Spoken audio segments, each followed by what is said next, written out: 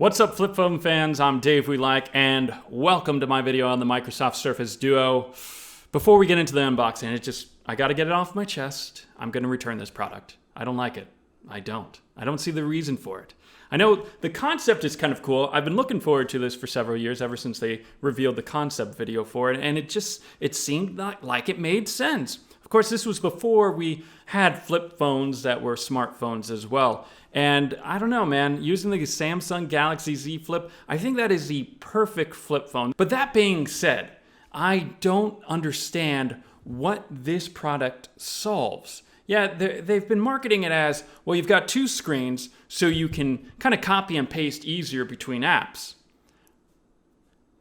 Is that a problem for most people? Multitasking is a thing in phones that, okay, it's generally, you're kind of focusing in on one app at a time. You kind of have to switch back and forth between apps, but it's not that bad of an experience so far in my particular life. And that is why I had to think about well, maybe this is Microsoft and they're going after the professional users out there, the business owners or something like that.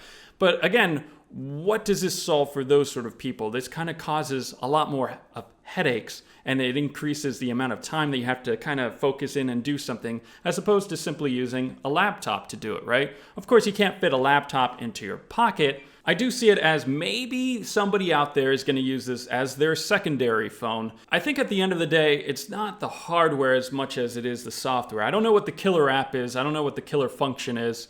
So, it's just hard for me to go out and say, yeah, man, this is why you want to pick up this phone. This is exactly going to solve all these sort of problems that we've had. So with that, let's go ahead and get into the unboxing and playing around with this phone. And you'll see many, many glitches. It's going to be fun.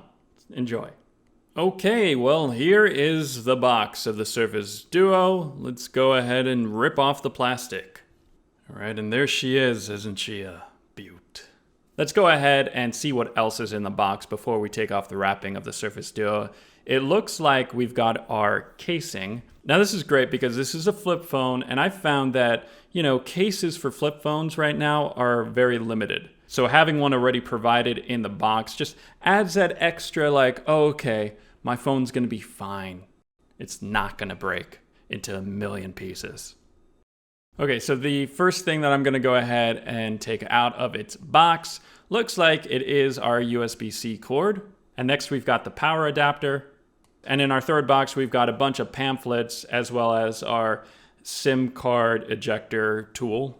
So the casing really seems to be protecting more of the edges of the Surface Duo. You've got to go ahead and take off a strip that will reveal some sort of adhesive that makes it stick on to the Surface Duo. But in the meantime, let's go ahead and keep that casing off and just reveal the Surface Duo. So here it is, taking off all the plastic. I mean, my initial thoughts are damn, okay, that's nice, that's pretty. You've got two screens, pure glass right there. I think they're OLED, so they should look really good. Let's go ahead and just hit that power button and turn it on. Ah, there it is, Microsoft. I never thought I'd see this again on a phone. Oh, what's that, Android? What's going on, Android? Are you okay? Oh, the droid's dead. What? I don't think it's ever a good sign to turn on your phone and this icon pops up. That's bad, right? To see that for the first time? I think so. I did think initially, oh, well, maybe this icon indicates, oh, the battery's dead. No, it just turns out that it's messed up. So I thankfully was able to restart the phone and it magically worked. Pure luck, I'd say. Okay, so this is what should have happened. Ah, welcome. You've got mail. So it says hello, and you've got to go ahead and select your language. And of course, the next thing is that we've got to hook it on up to the Wi-Fi. All right, so now it has to update, in which it takes a little while to get this going, of downloading and then installing, and then it has to optimize the app. So just be prepared to wait around for at least 5 to 10 minutes. Yeah, it's slow. And then we get to do the same exact thing. I thought I already told you the first time that I'd like you to speak in English. Well, I'll go ahead and select next. Anyway, now it's asking us to hook up our mobile network. I'm gonna go ahead and avoid this because personally, I want to use this more as a tablet device that I use around home. That's what I was thinking, was like, oh, this would be a really cool tablet experience. So again, now I have to skip that, connect it to the internet, and looks like now it wants me to bring over my data from the cloud from Android. So it's going to ask me to log on into my Google account, and then it wants me to set up the Google Assistant. A lot of things to agree to, and then it now wants me to insert my Microsoft account information. Next, we've got to go ahead and insert our PIN number, and then of course, my fingerprint. So on the side, right underneath the power button, looks like there's actually a fingerprint scanner right there as well. So now it's kind of telling us the general gestures and things that we can do with the Surface Duo. And let's go. Let's load it up for the very first time, baby. Here it is, the Surface Duo. Okay, let me rotate the screen. There we go. All right, here it is, the Surface Duo. All right, so let's just go ahead and kind of play around with this for the very first time. You can kind of get the sense that as you click around on one screen, that's usually where it will pop on up, the app or the messages or whatever it is that you're trying to do. And if you want to swap it around to the other screen, you just kind of go from the bottom and drag it on over to the other side of the screen. And if you want it to appear on both screens at the same time, you kind of just swipe it into the middle. And every now and then there are these strange folders that load two apps at the same time. So I went to the browser real fast and just kind of typed in YouTube to check that all out, see what it's like to load that on the browser, which is Edge. And I think the back end is now Chrome, so it should be pretty solid on Android. And so now you're in the app mode of YouTube, and you've got a big empty portion right in the center. So like you can see subscriptions right in the middle, and it's a little hard to click on, but you still can. So that's nice. It would just be better if the apps were optimized now for two screens and understood, oh, this is a Surface Duo, I've got to widen it up. But they don't do that yet. And who knows if they ever will be optimized for this two-screen experience. But again, when you play a video, it plays really smoothly. The sound is actually pretty nice. I don't think many people would watch a video in this kind of an experience. They'll probably just switch on over to being in one screen. So let's go ahead and close on up, and you can see, boom, immediately it understood, like, oh, okay, you closed it on up. You probably want to watch it in full screen. Here it is. Let me rotate the image to being taking up as much screen real estate as possible. Anyway, and then when you kind of play around with it even further and get out of that full screen mode, you have nice big thumbnails underneath the video, and you can go into the comments if you wanted to. So if you're sharing this, on a table experience, oops, wait, why did it turn off? Okay, this happened to me a couple different times here. And I think on the right side of the screen, that's where the power button is. And I think when you place it onto the table, I think I might have been hitting the power button. Why is the power button not flush with the display or concave? So again, it's just harder to accidentally turn it off. Anyway, and then you've got this weird rotation mode where, okay, you can do kind of this Nintendo DS experience where you've got the video playing at the very top and you're bored, so you're like wanting a full screen experience at the bottom. So let's enjoy a very visual game called Call of Duty Mobile. And what's great is I don't even have to install the game. I could just try it right off the Google Store.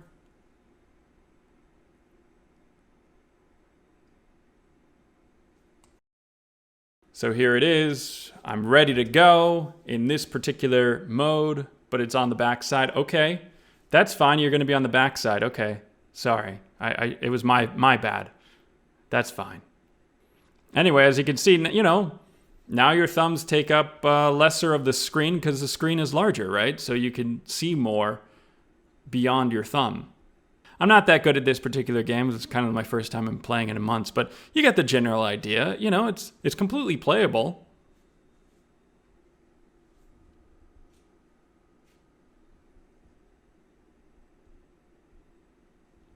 Of course, again, the fun thing is, well, I could be playing the game and doing something else at the same time, you know? Oh, wait a minute. And of course, you can adjust the screen to being in whatever position it is that you want, as long as the power button doesn't get accidentally activated. Sorry, now we're playing upside down. I mean, that makes sense to me. I just wanted to rest it on the table without touching the power button. I thought that would work, but apparently not. You can't do it that way.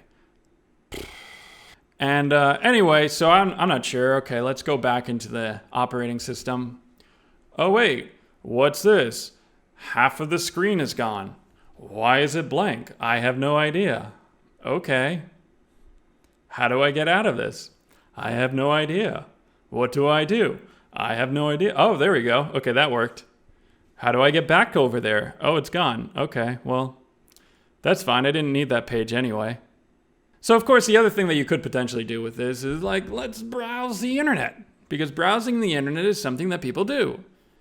And, you know, it's kind of nice because it's a bigger screen. And so you've got really nice pictures of the upcoming Xbox Series X. All right, cool, I'm down. You could literally be playing a game as you're reading about games. All right. You could be watching a YouTube video as you're playing games. Okay.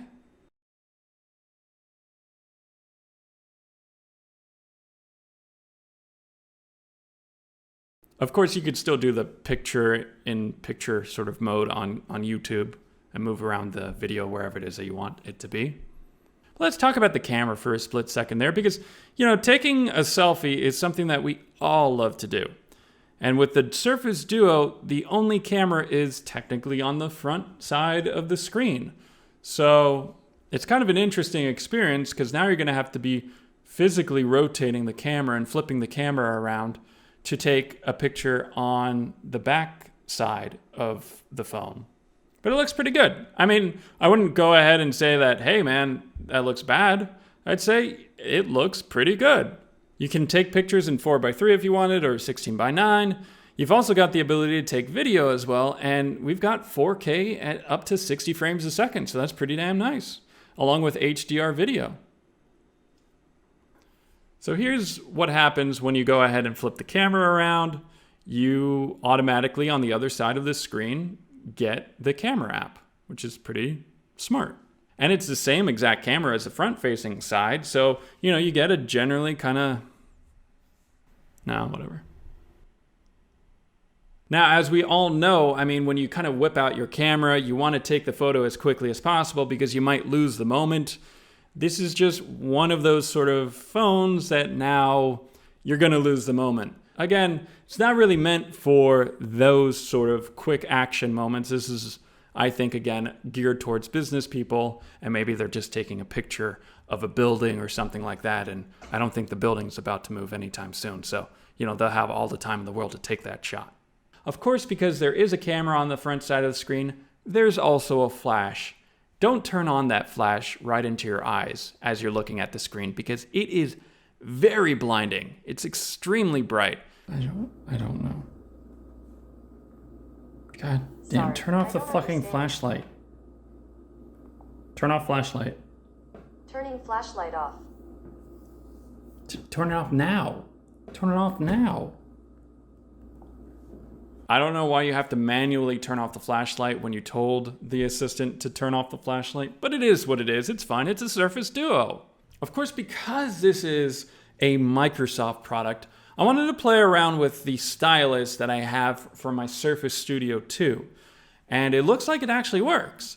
And in all honesty, it's pretty damn comfortable to use this stylus on this screen. It's really nice. The only downside, I guess, is like, well, the stylus is a little thick and large for this particular device. And, you know, you're going to have to just kind of carry it around, I guess, separately. But let's go ahead and actually try and draw with the pen and an app.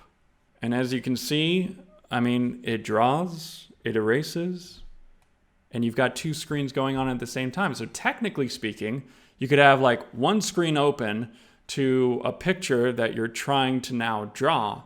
Or you could use your imagination to draw something that is no better than what a first grader could draw. I call it Shrek. Of course, like, what is it like to put the Surface Duo up to your face? I don't know what to say about this as I look at the screen on the side of my face, but like, this thing is huge. And I hope they can hear me. Can you hear me now? No? Well, I did try out the audio and voice with a quick Wi-Fi call on Facebook Messenger, and it sounded perfectly fine. Anyway, again, I think the hardware, when you look at it, you're like, wow, that's sexy, man. That's really cool. This completely glass device with these hinges, and it's like, I've never seen something like this before. And again, I just think I don't understand what makes this so much better than any other device out there, especially when there are other flip phones. Again, they're not tablet phones, I suppose. No, they are. So let's just go ahead and look at the Samsung Galaxy Z Flip next to the Surface Duo so we can kind of understand the size and screen real estate. You can see real fast that when it's closed on up, the Galaxy Z Flip is so much smaller than the Surface Duo. Now let's go ahead and open it all up, and you'll see that obviously there's more screen on the Surface Duo. But if you really want to use the Surface Duo as a single screen experience, the Z Flip is a lot taller, but just not as wide though. So I hope you saw that there were some pretty impressive things that you could do with the Surface Duo, like, I don't know. There were. Again, using the pen, playing Call of Duty while like watching a YouTube video, and on top of it, I was doing a third thing, which was screen recording, and I was capturing both screens at the same time. So again, to be able to do all that stuff, and it wasn't like dropping frames or anything like that, everything was really smooth. That's pretty damn impressive. But again, I wouldn't say that you need to go out and buy the Surface Duo for this ability. Multifunctioning is something that's nice to be able to do, but again, I don't understand who needs to do it to this kind of an extent that can't already do it on what they already have. And again, if you're looking for kind of a flip fold experience on a phone or a tablet, I think that there are just better options out there right now. So anyway, I guess that wraps it up for this particular video. If you have any comments, questions, or concerns, leave them in the comments section below, as well as smack a like to this video if you enjoyed it. And I'll see you all in the next video, so go ahead and subscribe to my channel for more coming soon.